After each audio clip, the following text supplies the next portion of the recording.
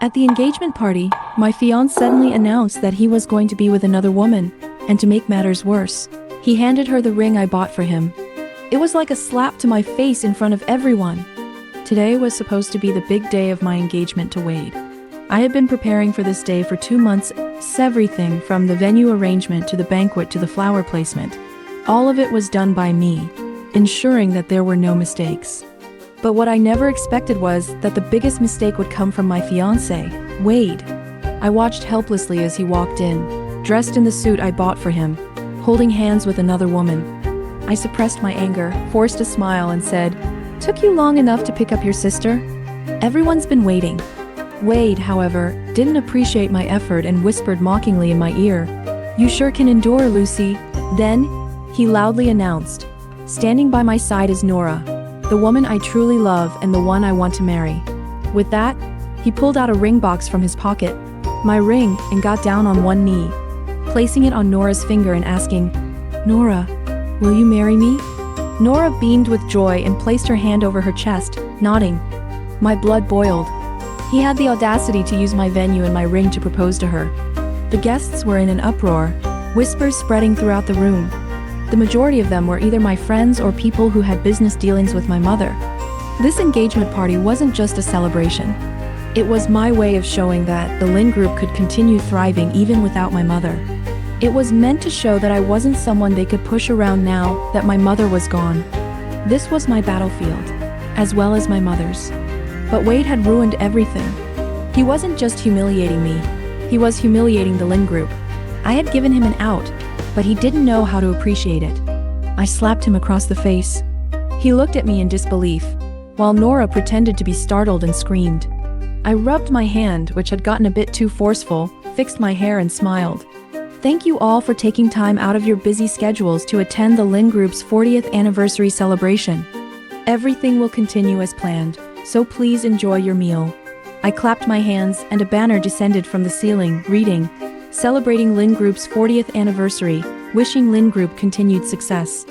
Looking at the banner, I felt a deep sense of nostalgia. I originally planned to cancel this part of the event to avoid upsetting Wade, but Luna had suggested I keep it. She said, "On your engagement day, let your mother be involved too." Luna was my mother's most trusted subordinate, and she treated me like a daughter. She had no children of her own and always saw me as her own. So when Luna said that, I thought, "Mom, is this you helping me?" After calming the guests, I called Luna over. "Please help me take back the house and the car I gave to Wade, and freeze all his bank accounts." Luna nodded, saying, "I'll take care of it." Wade glared at me, shouting, "Lucy, what's the meaning of this? These things were gifts from you. How can you just take them back?" I stared coldly at him. "What I gave, I can take back." I walked past him and went straight to Nora, grabbing the ring off her finger. It was sized for me, not her, so it came off easily. She screamed, "What are you doing? This is the ring Wade gave me." I sneered. He couldn't afford such an expensive ring.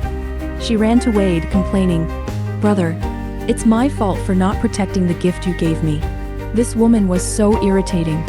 Wade immediately fumed. "Give it back to me, it's for my proposal." I didn't even bother responding. I called security over and ordered, "Throw these two out." "Stop." My father, who had been silent throughout this drama, spoke up. I said, "Dad, I can handle this." "You can handle it? You're about to kick your sister out of the house." Nora, seeing her opportunity, spoke up as well. "Sister." She was trying to sound as pitiful as possible, looking like she was about to cry. I felt a headache coming on. Meanwhile, Wade was still laughing arrogantly. "Lucy, you're not the only one who's the daughter of the Lin group." They were trampling on my face now. I took a deep breath, trying not to lose my composure. I exchanged a look with Luna, who immediately understood and said, "Sorry, everyone, but we have some personal matters to handle. We'll host you again next time." Guests started leaving, and after they were gone, Luna came over and gently took my hand. I gripped hers back and said, "Let's do a DNA test." None of them objected. I made a call, and the family doctor quickly arrived to take my father's and Nora's hair samples. We all waited in silence, but Wade kept taunting me, "Lucy, your good days are over. How did I ever end up with such an idiot?" The first time I saw him was at a cake shop where he worked part-time. There was a kindergarten nearby, and many mothers brought their children there. The children were mischievous and always tried to bother him, but he never got angry. He just smiled and, if he got impatient, would smear some cream on their faces. The kids loved it and giggled. He wore an apron and smiled gently. I walked in to pick up a cake for my mom and saw him. Before I knew it, I had bought the whole cake shop. Oh, how things had changed. The boy working part-time at a cake shop had turned into this monster. I looked up and accidentally saw my father tenderly adjusting Nora's hair. It was such a warm scene. My heart ached. He had never treated me like that. Luna patted my shoulder, having noticed the same thing, and comforted me. Your mom took great care of you. I nodded. I had the best mom in the world. She would hold me to sleep, protect me from the storm, and guide me when I was lost.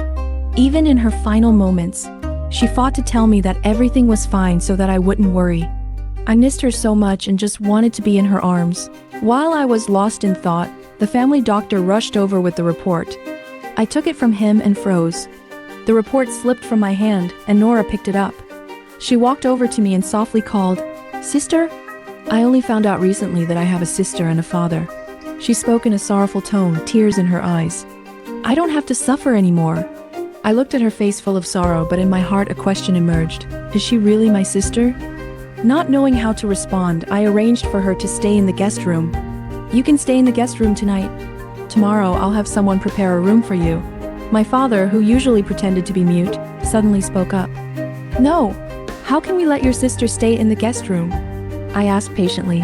So what do you suggest? He looked around and his gaze landed on the third floor. You prepared a room there, let her stay in that one. Wade can stay there too. That was my wedding room. When he finished speaking, I felt a string inside me snap. I took a deep breath. Either she stays in the guest room, or you can leave. What do you mean, Lucy? Explain.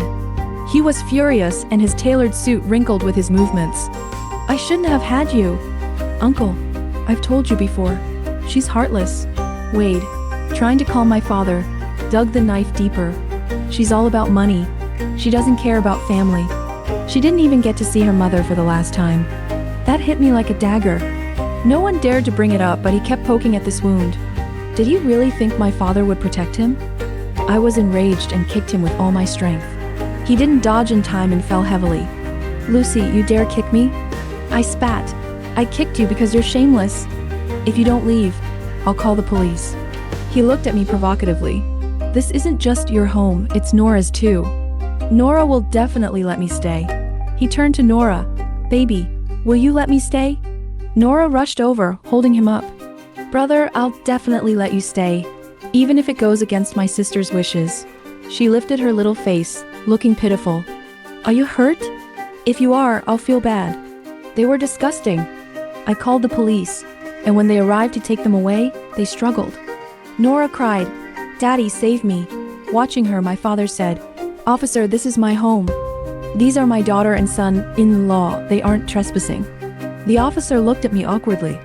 I went upstairs to grab the property deed and said, My name is on this deed. I'm the owner, and I call the shots here. The faces of the three of them immediately turned ashen. The police officer glanced at the deed and said, Since the homeowner says so, we'll have to take you all with us. Nora cried even louder, and my father grabbed my hand, trembling. He begged, Please, Lucy, let your sister go. She's young and doesn't understand.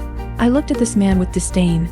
From the beginning, he had never been on my side, as if I wasn't his own flesh and blood. Now, for some stray daughter, he was begging me. It wasn't that he didn't love his daughter, he just didn't love me. Begging me to let them go? Did they think about letting me go when they trampled on me? I shook my head and told the police, Take them away. I was merely helping them understand the law. Nora wailed even louder. Wade's face turned pale, and the police escorted them away. My father followed them, and before leaving, he took a lot of cash with him. I pulled the ring out of my pocket. The ring was lustrous, simple in design, yet elegant. It was something I had carefully chosen after running around in high heels for days. I had hoped that the moment Wade proposed to me, I could wear it. But unexpectedly, it ended up on that woman's finger. I wiped it with a tissue in disgust, only to realize I was crying. I angrily threw the ring away. I hadn't cried since my mother passed away, but for some reason I cried this time. Luna picked up the ring and came over to hug me, gently patting my back. "If you need to cry, just let it out," she said. I shook my head, gritting my teeth. Luna sighed. "You're so stubborn, even when it comes to crying." It wasn't until 11 p.m. that my father and Nora returned. As soon as they entered, Nora came over to apologize. "Sister, I'm sorry." I waved my hand and said, "I don't have a sister like you." She rushed over, grabbed my hand and said, "Sister, please don't ignore me. It's all my fault. I shouldn't have fallen for Wade. I'll give him back to you." I shook my head and said, "You can keep him. I don't want someone else's used goods." Her face went pale, and she tightly gripped her skirt without saying anything. My father grabbed her hand and said, "Let's go, don't mind her." Luna patted my hand and with concern said, "Nora isn't a simple character. You need to be careful." I nodded and replied, "Luna, don't worry. I will." "Lucy, even if she's your sister, if she touches your interests, don't be soft-hearted," Luna warned. I stared at her, feeling a little confused, but I still remembered her words. After Luna left, I went back to my room alone. I didn't turn on the lights and lay down in the dark. It felt a little like being in my mother's arms. I slapped my face lightly and told myself, "Get a grip, Lucy. You've cried already, but you can't be knocked down." I started organizing my thoughts. The events of the day were so unexpected. Why did Wade betray me at the engagement party? Our relationship had always been a transaction. Only my father knew about my relationship with him and that the engagement was happening today. I thought about his strange behavior today and couldn't help but let out a cold laugh. That man, who had always hidden behind my mother, how dared he step forward today? Was it Nora who stirred his protective instincts? Thinking of my mother, a pang of sadness struck me. My mother had been an excellent student in college, and my father was too. He had fallen in love with her at first sight and relentlessly pursued her. As the saying goes, strong women fear persistent men. After several rounds, my mother was eventually charmed by his sweet talk and, despite my grandfather's objections, married him. After they married, my mother found out that my father's family was destitute, and my grandmother was superstitious, pressuring her to have a son. The sweet words of courtship before marriage turned into endless arguments after. This was the environment I was born into. After I was born, the conflicts in the family only increased. My grandmother, who favored sons over daughters, forced my mother to work while she was still recovering from childbirth. And my heartless father, upon learning I was a daughter, left us to go abroad, leaving us a motherless child. As I grew older, my mother decided she couldn't live like this anymore. She saved up some money and ran away with me. She entrusted me to my maternal grandparents and started her own business from scratch. From nothing, she built a commercial empire, something only she truly understood. When my father saw how successful my mother had become, he shamelessly returned, forgetting that he had abandoned his wife and child. My mother, out of respect for him being my father, took him in. But he became even more greedy, asking my mother to arrange jobs for his useless siblings, offering them job security, which my mother refused. When I was 12, my grandparents passed away, and I started living with my mother. The three of us just lived together in a lukewarm atmosphere. I turned on the light, opened the bedside drawer, and found a beautiful box. I have carried this box with me all the time. Inside were the hairs my mother lost during chemotherapy. I had saved them, thinking it would be a keepsake, but now it seemed to be of use. I called the family doctor and asked him to come again at dawn, telling him to keep it a secret. I didn't distrust my father, but I had suspicions. The next morning, I took the report the family doctor gave me last night, packed my bag, and went downstairs. As I went downstairs, I saw my father handing Nora some milk. "Nora, you're weak. Drink more." She smiled and took it. "Thank you, Dad. You should treat sister better." My father smiled and nodded. "You're so thoughtful. Even after how she treated you yesterday, you still care about her." Nora said nonchalantly, "Sisters don't hold grudges overnight." Then called out to me, "Sister, aren't you having breakfast?" I shook my head. "I'm not hungry." She came over, forced the milk into my hands and said, "This is the milk Dad specially heated for me. I can't drink it, so you take it. Don't starve yourself." Ooh, how annoying could she be? "Take it and feed the dog. The Lin family doesn't mind this one bag of milk." I handed the milk to the butler and quickly walked out, not noticing the venomous look Nora gave me. I got into the car, sent Luna a message, and drove to her house. I parked on the street near her house, took a key from my bag, and walked inside. "You haven't had breakfast yet, have you?" Luna asked as she served me a bowl of porridge. "I saw your message and got up right away." "Eat later," I said, taking the porridge from Luna and placing it on the table. I pulled out another DNA report from my bag and handed it to Luna. "This is my mother's and Nora's." She took the report, and after a moment she angrily said, "How dare your dad cheat? And now there's an illegitimate daughter?" I nodded. "They deceived us yesterday, but luckily she's not my real sister." Luna put the report down and asked, "What are you going to do about it?" I drank the now cooled porridge and said, "They humiliated me and my mom in front of so many people. Now it's time for them to pay." I finished the porridge, wiped my mouth and said, "Luna, help me find out who Nora's biological mother is. They came prepared and I can't fight unprepared."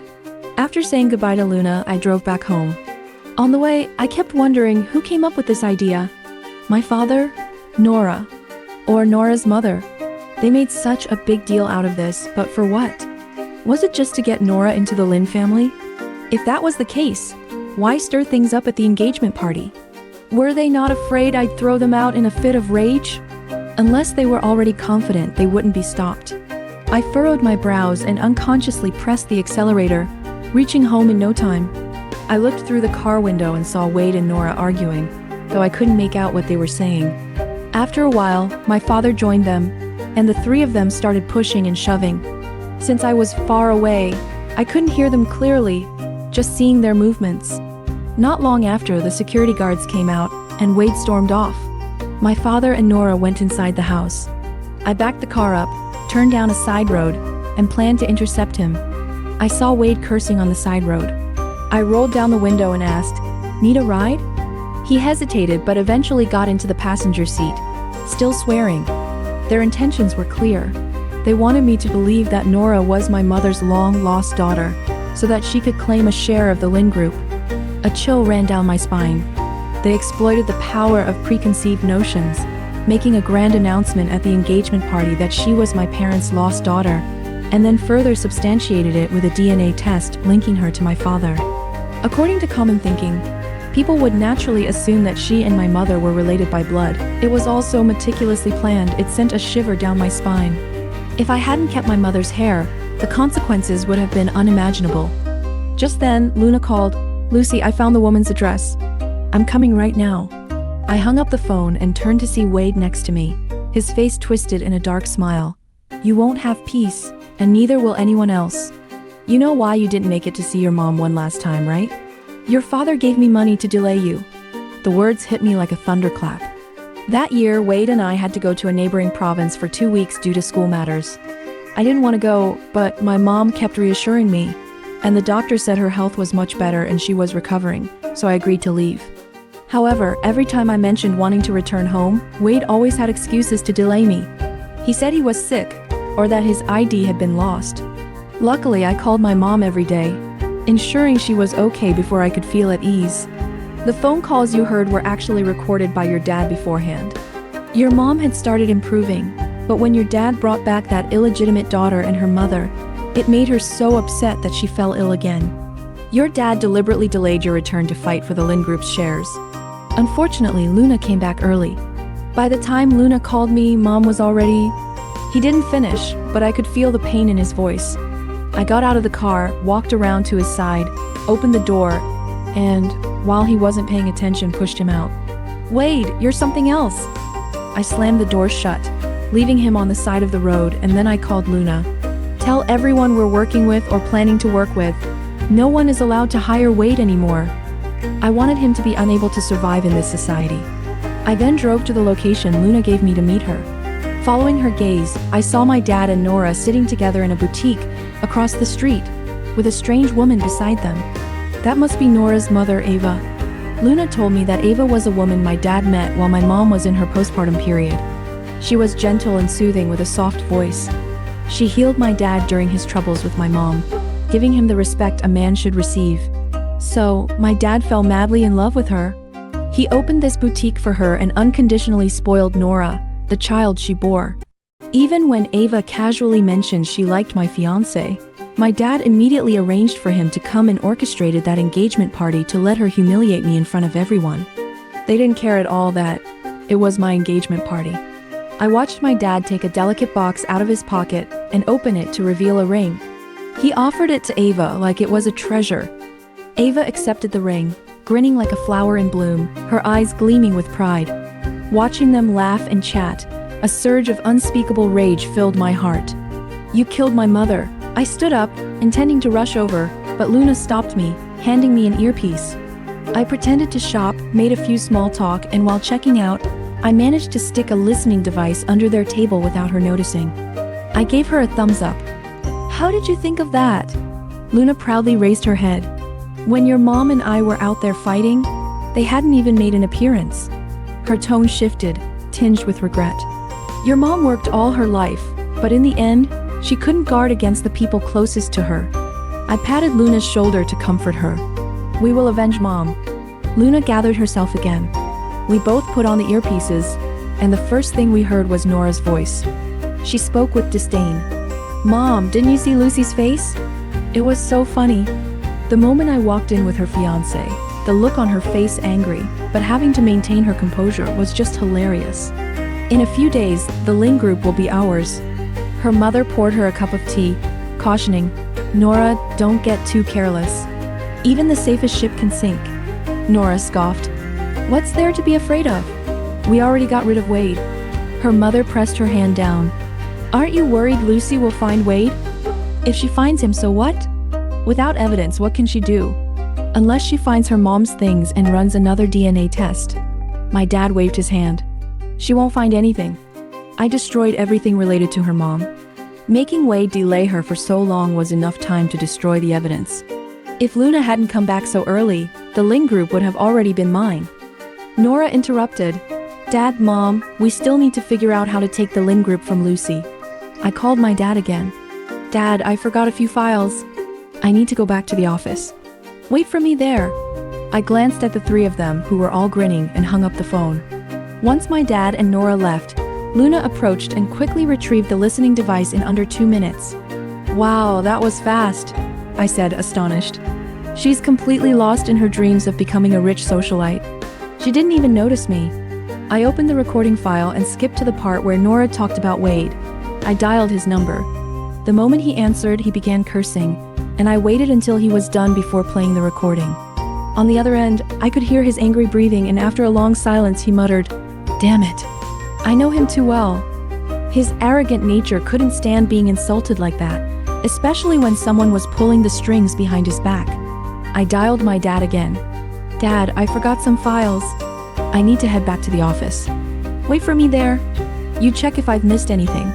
Don't bring Nora, let her stay home until everything's settled. You wouldn't want people to say she stole her sister's fiancé, would you?" He couldn't find any fault in my reasoning, and logically, he couldn't let Nora show up at the office. I called the butler to tell him to give the employees the day off, thanking them for their hard work. The butler immediately agreed and even quietly asked, "Is that woman really your mom's lost daughter?" I smiled and shook my head, signaling him not to worry and to enjoy his holiday. After everything was settled, I drove to the office. As soon as I arrived, I saw my dad standing outside, a smug grin plastered on his face. I rubbed my face, forcing a fake smile. "Dad, go on up." I deliberately slowed down and he followed suit, walking behind me. We reached my office and I opened 2 large boxes of documents. "Maybe it's in here. Let's look together." He gave me a rare warm smile, but it wasn't for me. "It's fine, I'll help you look." I nodded and handed him one of the boxes. While I pretended to search, I kept an eye on him. He looked so serious, more serious than I had ever seen him. Each document he flipped through, top to bottom, front to back, as though he didn't want to miss anything. These years, he had been absent from my life, while he accompanied another daughter through every single moment of her growth. He had also shared his life with another woman, giving her warmth and support, completely disregarding the woman who had once given him everything, my mom. I felt sorry for myself, but even more so for my mom. That once, in a lifetime love had been traded for betrayal from the one she trusted the most. I snapped out of my trance, realizing I had slowed down my searching. After 20 minutes, my dad looked up and asked, "Is it really in here?" I took a share transfer agreement from my box and handed it to him. He didn't speak again, just resumed searching even harder. His phone rang, and I glanced at it. It was a call from Nora. He immediately answered, and on the other end I heard, "Dad, help me." Then the sound of the phone hitting the floor. "Looks like your sister's in danger." He snapped out of it, threw the documents aside and rushed out. I followed him, amazed at how fast he was for someone his age. I watched him jump into his car, speeding off, and I tried to keep up. But no matter how hard I pressed the gas, I couldn't catch up.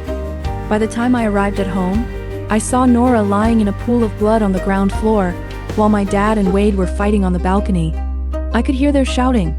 "Why did you kill her?" "It's because you didn't keep your word." I stood at the bottom of the stairs, watching them. It seemed like they didn't even notice me. "Nora!" Ava's voice screamed from the door. I turned to see her rushing over after getting out of the taxi, falling to her knees beside Nora. "Wake up, Nora. What's wrong with you?" Nora didn't respond. She glanced up at the two men fighting on the balcony and then desperately turned to me. "Help! Call 120, call an ambulance."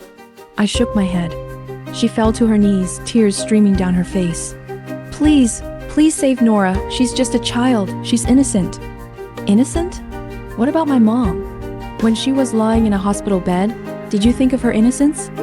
"It's no use, Auntie. You know the doctor won't be able to save her. Bailu Yu." She turned to the man who had always been her support. "Please save Nora.